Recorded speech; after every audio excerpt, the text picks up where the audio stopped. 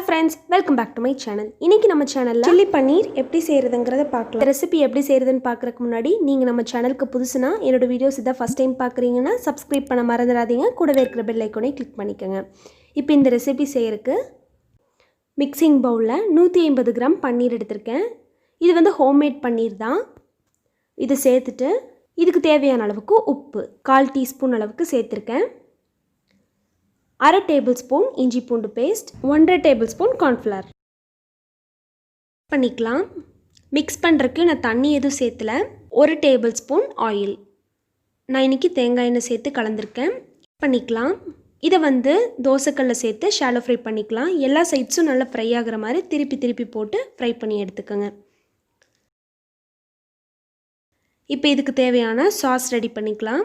ஒரு பவுலில் 1 tablespoon ketchup 1 tablespoon Schezwan sauce இல்லை அப்படின்னா பரவாயில்ல, மிளகாத்தூள் கொஞ்சம் சேர்த்துக்கோங்க. இல்லைன்னா கெச்சப்பே 1 டேபிள்ஸ்பூன் கூட சேர்த்து 1 tablespoon chilli sauce 1/2 tablespoon soya sauce 1 tablespoon தேன் 1/4 டேபிள்ஸ்பூன் லெமன் ஜூஸ் 1 டேபிள்ஸ்பூன் நல்லெண்ணெய் இதெல்லாம் சேர்த்துட்டு நல்லா கலந்துக்கலாம். இதில் வந்து தேனும் இந்த நல்லெண்ணெய் சேர்த்துருக்கறனால இதனுடைய ஃப்ளேவர் வந்து அவ்வளோ சூப்பராக இருக்கும். இப்போ இதை நல்லா மிக்ஸ் பண்ணிவிட்டு ஓரமாக வச்சிடலாம். இப்போது கடாயில் 2 டேபிள்ஸ்பூன் ஆயில் சேர்த்துருக்கேன். ஆயில் சூடானதும் ஒரு சின்ன பீஸ் அளவுக்கு இஞ்சி 2 பல்லு பூண்டை இந்த மாதிரி துருவி எடுத்திருக்கேன். இது சேர்த்துட்டு நல்லா வதக்கிக்கலாம். ஒரு மீடியம் சைஸ் பெரிய வெங்காயத்தை நல்லா க்யூப்ஸாக கட் பண்ணி எடுத்திருக்கேன். பாதி அளவுக்கு குடைமிளகாய் இதையும் இந்த மாதிரி க்யூப்ஸாக கட் பண்ணி எடுத்திருக்கேன். எல்லாம் சேர்த்துட்டு நல்லா வதக்கிக்கலாம். பாருங்கள், இந்த மாதிரி வதங்கினதும் நம்ம அந்த சாஸ் மிக்ஸ் பண்ணி வச்சுருக்குறோம்ல அதை சேர்த்துக்கலாம். சேர்த்துட்டு ஒரு டைம் கலந்து விட்டுறலாம். பன்னீர் எந்த அளவுக்கு எடுத்திருக்கீங்களோ அதுக்கேற்ற மாதிரி தண்ணி சேர்த்துக்குங்க. நான் வந்து 1/2 கப் அளவுக்கு தண்ணி சேர்த்துருக்கேன். இதுக்கு தேவையான அளவுக்கு உப்பு சேர்த்துட்டு ஒரு நிமிஷம் நல்லா கொதிக்கட்டும். இப்போ இதில் 1/2 டேபிள்ஸ்பூன் கார்ன்ஃப்ளவரை தண்ணியில் கலந்து வச்சுருக்கேன். அது இதில் சேர்த்துட்டு ஒரு டைம் மிக்ஸ் பண்ணிக்கலாம்.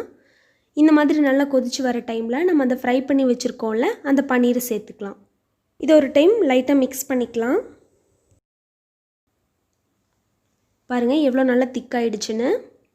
இப்போ இதில் 1/2 டேபிள்ஸ்பூன் வேர்க்கடலையை நல்லா வறுத்துட்டு அந்த தோல் எடுத்து வச்சுருக்கேன். அது இதில் சேர்த்துக்கலாம். இதில் வந்து இந்த வேர்க்கடலை சேர்க்குறனால ஃப்ளேவர் வந்து அவ்வளோ சூப்பராக இருக்கும். சாப்பிடும்போது இன்னும் நல்லா டேஸ்ட்டாக இருக்கும். இதை ஒரு டைம் கலந்து விட்டுட்டு ஸ்டவ் ஆஃப் பண்ணிவிட்டு சர்வ் பண்ணிடலாம்.